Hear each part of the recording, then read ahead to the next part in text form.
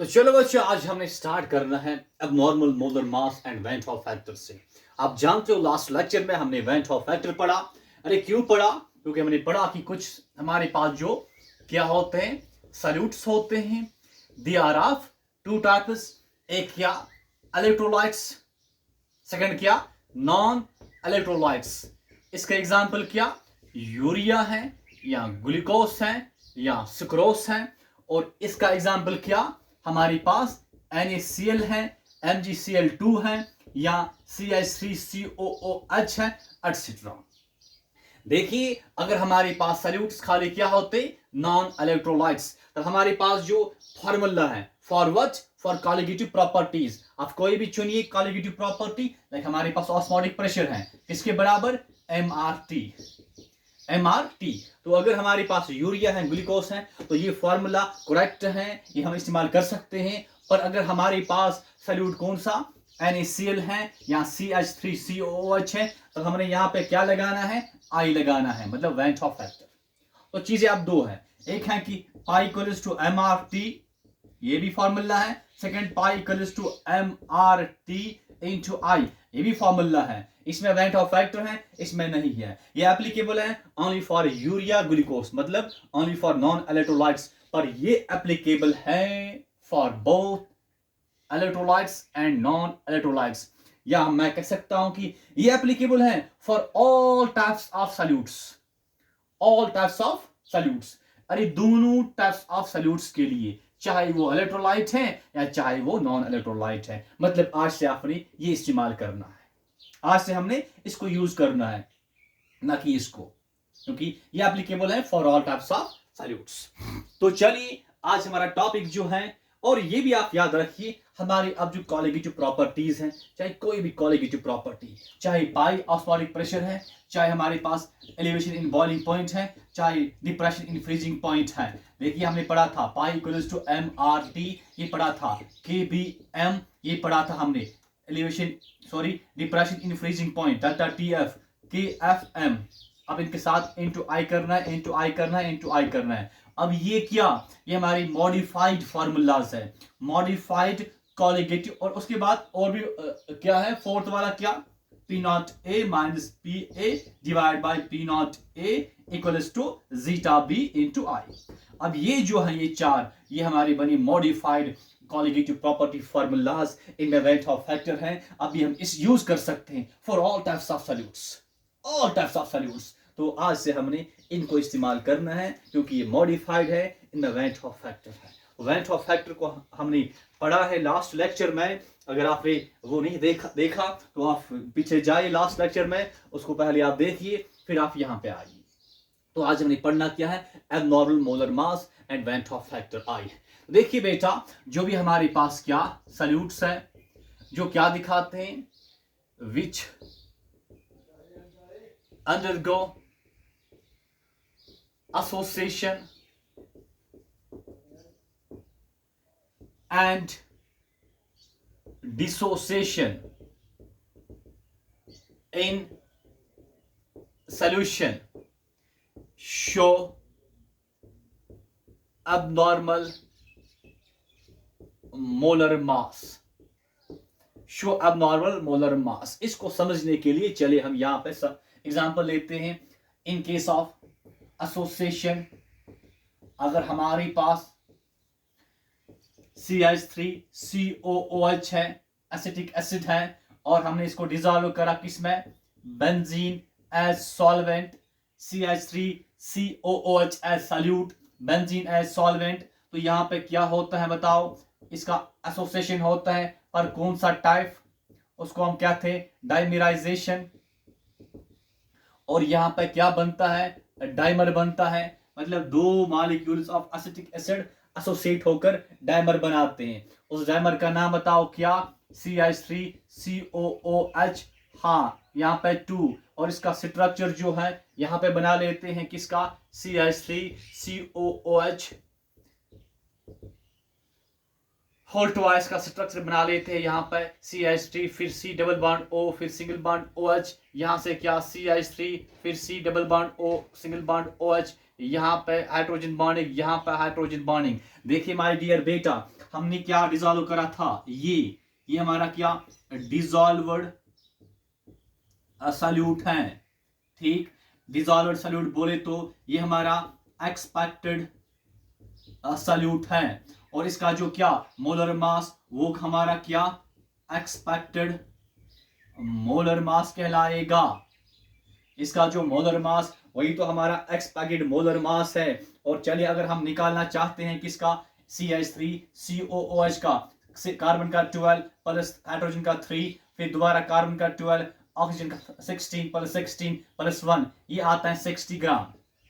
तो 60 ग्राम हमारा क्या एक्सपेक्टेड मोलर मास। पर इसने बेंजीन में जाकर, सोल्यूशन में जाकर क्या बनाया, डाइमर। और इसका जो ये हमारा अब क्या, ये डाइमर हमारा अब क्या, डाइमर हमारा अब है अनएक्सपेक्टेड सॉल्यूट।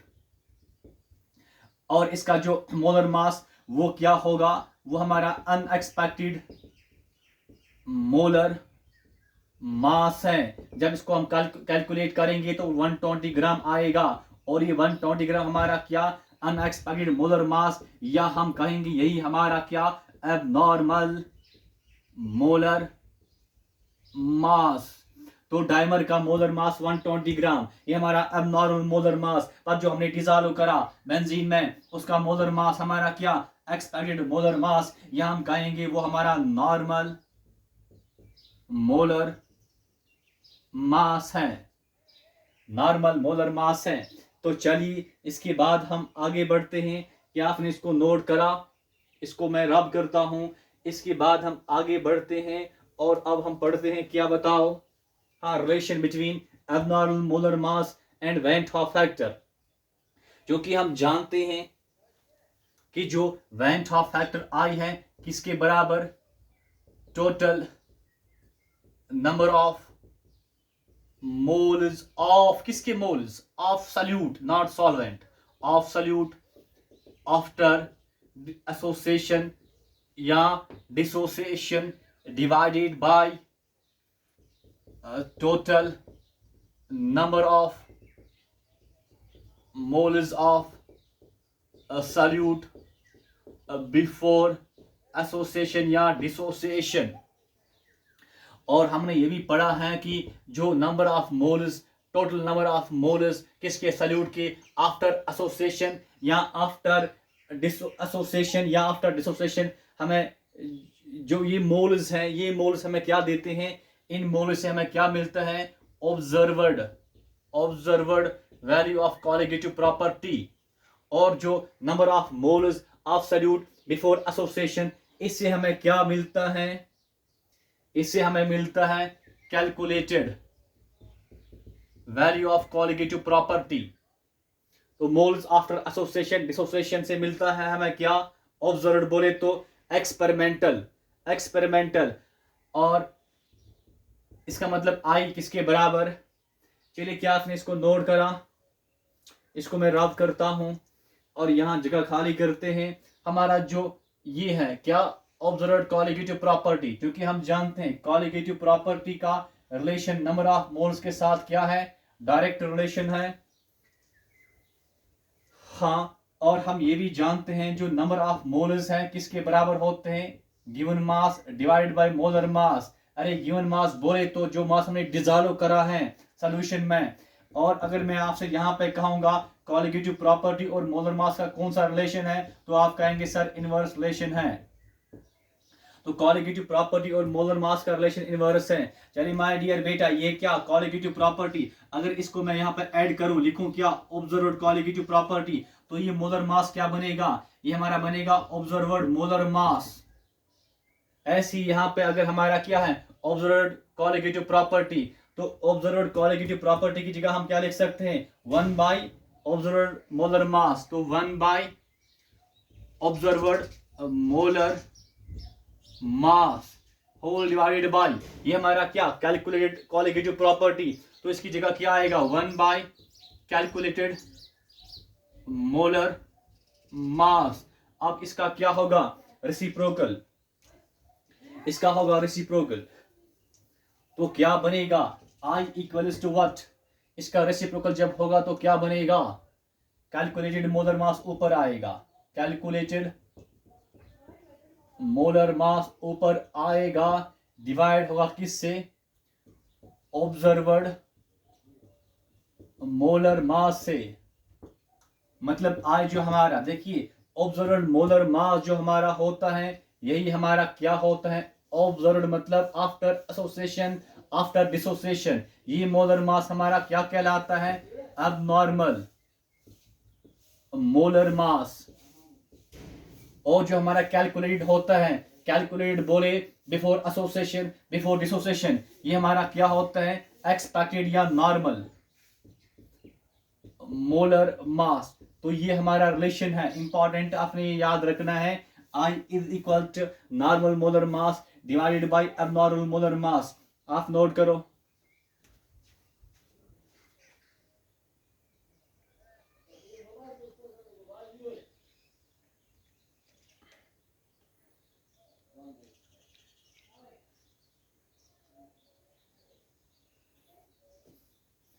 चलिए माय डियर बेटा, अब इस रिलेशन को हम इस्तेमाल करते हैं किस पे, एसिटिक एसिड पे। हाँ हमने पढ़ा हमारा ये क्या CH3COOH एसिटिक एसिड, हाँ in benzene, benzene as solvent क्या दिखाता है, एसोसिएशन, कौन सा टाइप, डाइमेराइजेशन, मतलब दो मॉलिक्यूल्स मिलते हैं और क्या बना लेते हैं, डाइमर, उसका नाम क्या, CH3COOH, यहाँ पे 2 क्योंकि दो मिलते हैं एक ही बना लेते हैं। चलिए मुझे बताइए कि ये एसोसिएशन पर देखिए यहाँ पे हमने पढ़ा भी है degree of association and degree of dissociation, उसका भी आप ख्याल रखिए। यहाँ पे मैंने जो दिखाया है एसोसिएशन कितना दिखाया है, 100%, 100% जब होगा तब दो चेंज होंगे एक में, क्योंकि हमने पढ़ा है अल्फा, अल्फा बोले तो डिग्री ऑफ एसोसिएशन या डिग्री ऑफ डिसोसिएशन, या अल्फा ए या अल्फा डी, अल्फा हम एसोसिएशन भी लिख सकते हैं। मतलब अब कंफ्यूजन को दूर करने के लिए देखिए अल्फा हमारा अल्फा एसोसिएशन भी है, अल्फा डिग्री ऑफ डिसोसिएशन भी है, अल्फा डिग्री ऑफ एसोसिएशन भी है। अगर अब कंफ्यूजन हो रहा है तो आप लिखिए alpha A for degree of association and alpha D for degree of dissociation. और हमने ये भी याद रखना है कि अल्फा जो है डिग्री ऑफ एसोसिएशन या डिग्री ऑफ डिसोसिएशन ये बराबर होता है less and equal to 1 greater and equal to 0। मतलब अल्फा जो है लेस देन 1 हो सकता है या इक्वल टू 1 हो सकते हैं। अगर अल्फा 1 के बराबर है मतलब 100%, क्योंकि हम जानते हैं 100% बोले तो 100 डिवाइड बाय 100 दैट इज 1। जब हमारा अल्फा क्या हो 100% बोले तो अल्फा हमारा 1 हो, 1 है उस टाइम, ठीक।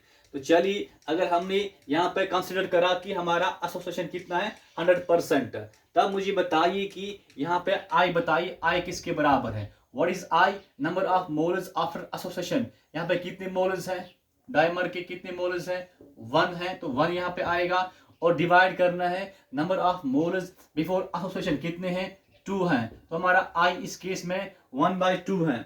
चलिए मुझे बताइए अगर हमने इसका क्या निकालना हो, मोलर मास, मोलर मास मतलब कौन सा मोलर मास, एबनॉर्मल, हाँ एबनॉर्मल मोलर मास निकालना हो तो रिलेशन हमारे पास ये है। तो हम जानते हैं आई किसके बराबर, नॉर्मल मोलर मास डिवाइड करना किस से, अबनॉर्मल मोलर मास से। या हम एक्सचेंज कर सकते हैं, एबनॉर्मल मोलर मास यहां लिख सकते हैं और आई यहां पे, मतलब एक्सचेंज। तो यहां पे क्या बताओ क्या आएगा, इस जगह एबनॉर्मल मोलर मास इस जगह और आई नीचे। अब मुझे बताओ कि हमने निकालना क्या है, एबनॉर्मल मोलर मास निकालना है। तो नॉर्मल मोलर मास मतलब इसका मोलर मास किसके बराबर, 60 के बराबर, और आई किसके बराबर, 1/2 के बराबर। तो करो रेसिप्रोकल, तो क्या आएगा 2/1, मतलब ये किसके बराबर, 120 ग्राम के बराबर। तो ये हमारा क्या 120 ग्राम एबनॉर्मल मोलर मास। चलो आप इसको नोट करो।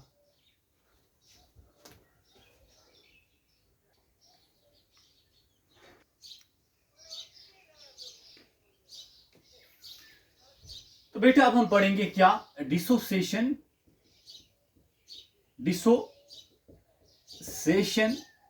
का केस पढ़ेंगे। लाइक हमारे पास NaCl डिजॉल्व करा किसमें, वाटर में, और अगर ये दिखाएगा क्या 100% डिसोसिएशन, मतलब अल्फा क्या लेना है, अल्फा अगर इसका क्या 1 है तो क्या बनेगा Na positive plus Cl negative. तो ये जो हमारा है यहां कोफिशिएंट 1 है, इसका कोफिशिएंट 1, इसका कोफिशिएंट 1। तो मुझे बताइए यहां पे जो NaCl हमारा है ये हमारा क्या एक्सपेक्टेड सल्यूट, और इसका जो मोलर मास है वो क्या एक्सपेक्टेड मोलर मास, जिसको हम क्या कहते हैं नॉर्मल मोलर मास। चलिए निकालते हैं, Na का क्या होता है 23 और Cl का क्या होता है 35.5। इसका एडिशन करते हैं तो क्या आएगा 58.5 ग्राम। ये हमारा नॉर्मल मोलर मास। पर जो सोल्यूशन में प्रेजेंट किया है, सोल्यूशन में Na positive and Cl negative है। यहां पे 2 टाइप्स ऑफ सल्यूट है, किसमें सोल्यूशन में, क्योंकि 2 किस्म के पार्टिकल्स है। एक्सपेक्टेड था NaCl, पर है क्या सोल्यूशन में Na पॉजिटिव और Cl नेगेटिव। तो ये हमारे क्या अनएक्सपेक्टेड सल्यूट्स, इनका जो मोलर मास वो क्या होगा अनएक्सपेक्टेड मोलर मास। यहां हम कहेंगे वही हमारा क्या अब नॉर्मल मोलर मास। पर अब हमें देखना है किसका हम लेंगे मोलर मास अब नॉर्मल, क्योंकि 2 टाइप्स ऑफ सल्यूट्स है। तो यहां पे जो अबनॉर्मल मोलर मास वो बराबर होता है, ये आपने याद रखना है। इन केस ऑफ डिसोसिएशन जो अबनॉर्मल मोलर मास है वो होता है बराबर average molar mass. Average molar mass मतलब एवरेज का मतलब Na पॉजिटिव का 23 होता है, प्लस करना है Cl नेगेटिव का 35.5 होता है, डिवाइड करना है 2 से। जो हमें यहां पे मिलेगा इसको ऐड करके हमें मिलता है 58.5 divide by 2, that is 29.25 almost. ये हमारा क्या यहां पे एबनॉर्मल मोलर मास, और ये इन दो का क्या एवरेज होता है। चलिए अब हम देखते हैं इन case of what went of factor. हम जानते हैं I किसके बराबर, हाँ normal molar mass divided by abnormal molar मास, और वी कैन से एक्सचेंज करके ये यहां आएगा तो क्या बनेगा abnormal molar mass is equal to what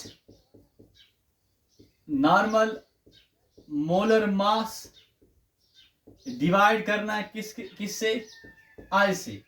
अब चलिए हमने निकालना क्या है एबनॉर्मल मोलर मास। तो नॉर्मल मोलर मास किसके बराबर 58.5 ग्राम के बराबर, डिवाइड करना है I व्हाट इज I क्या हमारा होता है, हाँ यहां पे बिफोर डिसोसिएशन हमारा नंबर ऑफ मोल्स कितने 1, ये आफ्टर डिसोसिएशन हमारे नंबर ऑफ मोल्स कितने 1 एंड 1 मतलब 2। तो हमने I निकालना है, तो I क्या होता है number of moles after dissociation कितने 2, और number of moles before dissociation कितने 1। तो I हमारा 2 के बराबर है। तो यहाँ पे I के बदले क्या लिखा जाएगा 2, तो डिवाइड करेंगे तो क्या मिलेगा 29.25 ग्राम। तो ये हमारा क्या अबनॉर्मल मोलर मास। तो इन नटशेल हमने याद क्या रखना है, हमने याद रखना है कि अबनॉर्मल मोलर मास और वेंट हॉफ फैक्टर में क्या रिलेशन है, ये हमने यहां पर सीखा। हाँ क्या सीखा, अगर हमने निकालना हो अबनॉर्मल मोलर मास तो हमने करना क्या है, ये ही हमारे लिए इंपॉर्टेंट है। तो हमने नॉर्मल मोलर मास को डिवाइड करना है वेंट हॉफ फैक्टर से, और हमें क्या मिलेगा, एबनॉर्मल मोलर मास। एबनॉर्मल बोले तो अनएक्सपेक्टेड, एबनॉर्मल बोले तो ऑब्जर्वर्ड, एबनॉर्मल बोले तो एक्चुअल, ठीक है, जो सोल्यूशन में होता है।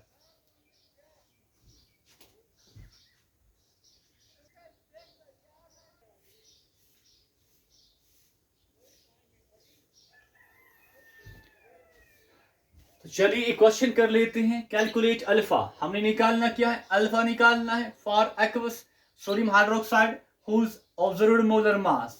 ऑब्जर्व्ड मोलर मास बोले तो abnormal molar mass, that is given how much, 25 gram.